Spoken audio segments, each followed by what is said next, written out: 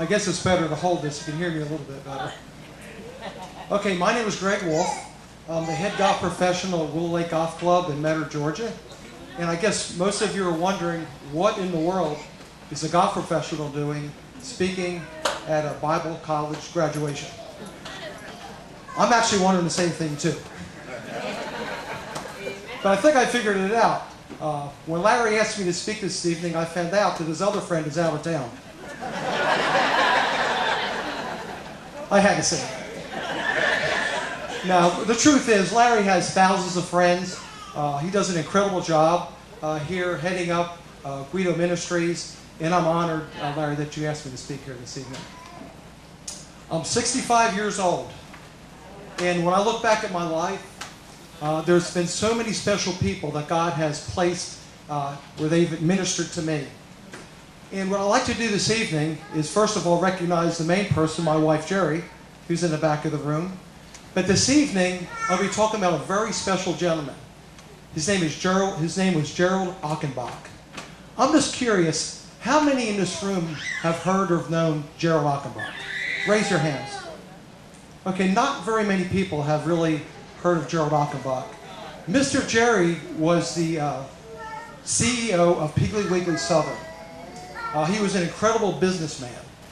And he was actually led to the Lord by Michael Guido. And he had a lot of support for this ministry. Gerald Achenbach loved Guido Ministries. He really, really did. And I got to know Mr. Achenbach on the golf course. It was really interesting. I would say back in the late 80s, I had a phone call from one of my friends, and he invited me to play golf at the Augusta National Golf Club up in Augusta, Georgia. Almost impossible to get on that golf course. And I asked him, how in the world are you getting on Augusta National Golf Club? And he told me that Gerald Achenbach was the member, and we'd be playing with him. So I went up there and played and met Mr. Jerry for the first time. The following year, I got a phone call from another one of my friends from McRae, Georgia, and he said, Greg, you're not going to believe this, but I'm invited to play at Augusta National Golf Club. Would you like to play in our group? And I said, sure, I'd love to. How in the world are you getting on? And he said, well, we're playing with Mr. Gerald Achenbach. So I went, and from that point on, I started getting a real good feel and just a wonderful friendship going with Mr. Gerald Achenbach. Then the following year, I actually got a personal phone call from Mr. Achenbach. And here, he told me that he had a grandson that was about 13 years old. He was an aspiring fine golfer, and he wanted to know if I could give him some golf lessons. And I said, Mr. Jerry, I'd be glad to do that. So he brought him over, and I really loved the times when it was a Thursday evening. It was getting kind of late. I just got done giving a lesson to Tommy, and Mr. Jerry would say to me, Greg, what are you doing tomorrow? And I said, well, Mr. Jerry, got to work. And he'd say, how about playing the National with us tomorrow? And again, I get to play Augusta National with Mr. Achenbach. Well, my friendship grew and grew and grew with this gentleman. And as time went on, we became very, very good friends. And when Mr. Jerry passed away in October of 1996, I was honored to be asked to be a pallbearer at his funeral. And it was one of the greatest honors I could ever receive. And at that funeral, I can remember it was just like yesterday. It was at the Paul Anderson Youth Home. It was outside. So many speakers saying all these great things about Mr. Jerry. And then when it was through, all of us pallbearers got in a limousine along with his pastor, and we proceeded to drive to a private cemetery that was about a half hour away from the Paul Anderson Youth Home. And on that trip to the cemetery, there were all kinds of stories told about Mr. Jerry Achenbach. And all of them were really good. Some of them were really funny. But the story that stands most out in my mind is the story that was told by his pastor. While we were on the road driving to the cemetery, the pastor told all of us that Mr. Jerry helped him become a better minister. And this is how the story goes. It was a Sunday afternoon, right after church. It was the congregation was leaving. It was the 11 o'clock service. The pastor had given the benediction. He was going to the end of he was going down the aisle, went to the foyer, just like all pastors do. You're saying goodbye to your congregation. Well, the pastor realized that Mr. Jerry Achenbach was kind of hanging up at the altar a little bit. He was kind of concerned. He couldn't understand why Mr. Jerry was lingering back. Because normally, Mr. Achenbach was one of the first ones to leave so he'd get to the golf course that Sunday afternoon. But as the last person finally left, Mr. Jerry walked down to the aisle, looked at the preacher, and he held up a church bulletin. And he opened the bulletin up, and inside the bulletin were 27 slash marks. You've done that before, like 1, 2, 3, 4, 5, 1, 2, 3, 4, 5. There were 27 of them on the bulletin. And Mr. Jerry looked at the pastor, and he said, "Pastor, do you know what these 27 slash marks indicate?" And the pastor said, "No, sir. What does it indicate?" He said, "That's how many times you look down at your notes when you're delivering your sermon." And Mr. Achenbach proceeded to tell him, "Pastor, if you want to become a better preacher, you need to learn to speak more from your heart than from notes." Why that stuck in my mind, I'll never know. But that was meaningful to me, and I wasn't even a preacher. I'm a golfer. Well, 2 years later, and I say this very, very humbly, I was notified that I was going to be inducted into the Georgia Golf Hall of Fame. And right when that started happening, in my mind I'm thinking, oh my goodness, I've got to give an acceptance speech.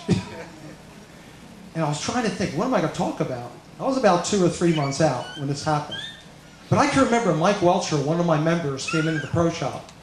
And he said to me, "Gregg, when you give that acceptance speech, you got to make sure that you share your faith with everybody.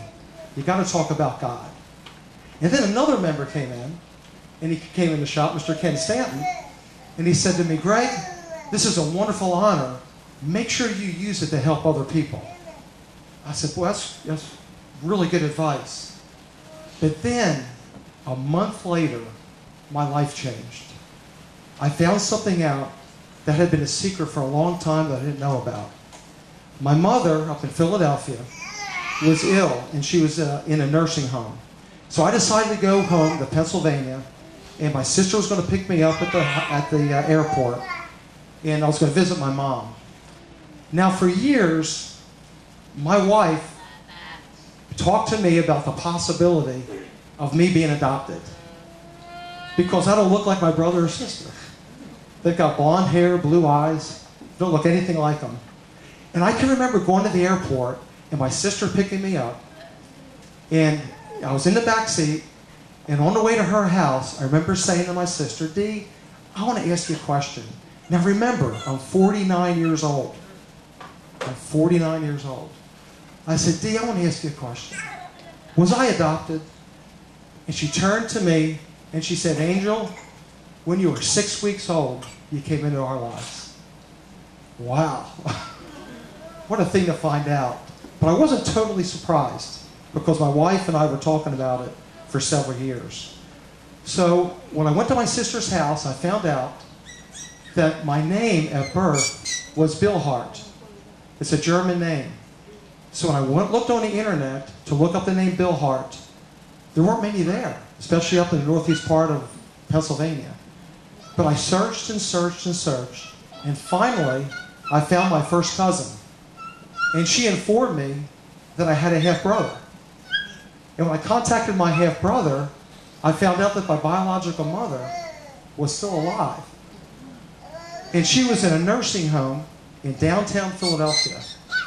Well, you can imagine all these feelings going through me, all these emotions. I mean, I couldn't believe what was happening. So I can remember meeting my brother, half-brother, in downtown Philadelphia. He took me to the nursing home where my mother was staying, and I walked in that room, and there was a woman that was laying there in a bed that I had never seen before. And I walked over to her, and I grabbed her hand, and I said, "Mom, this is Gregg, your first son.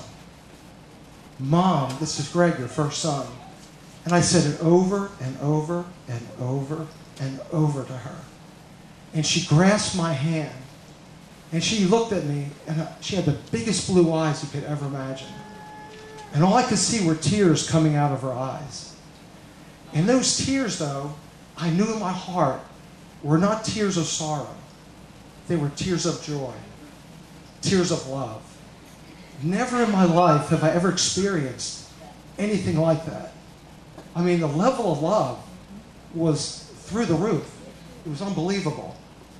So after I came home to Georgia, I'll never forget this. I was in my car, and I was driving to Atlanta, and I'm still thinking, what in the world can I talk about at this induction ceremony?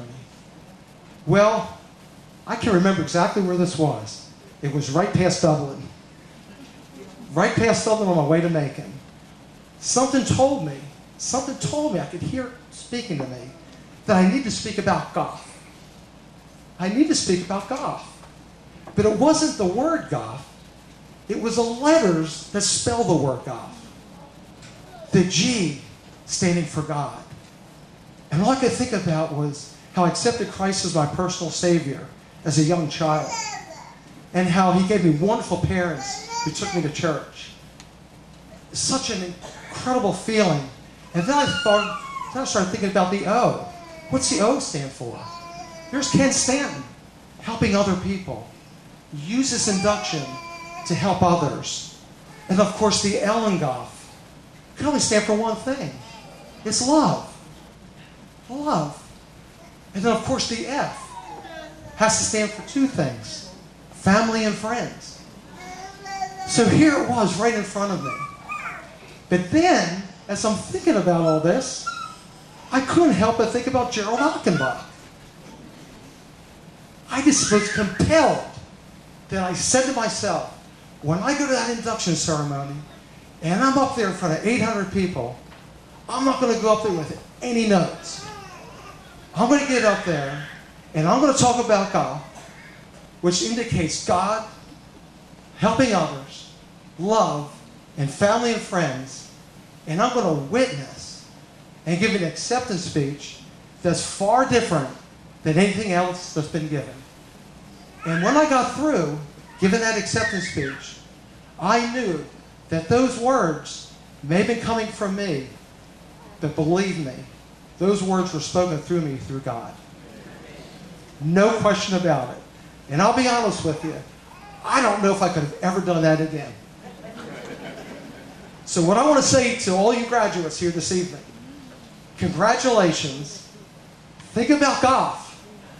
God, others, love, family, and friends. And when you preach, or when you're having your Bible studies, speak from the heart, and it'll take you a long way. Thank you.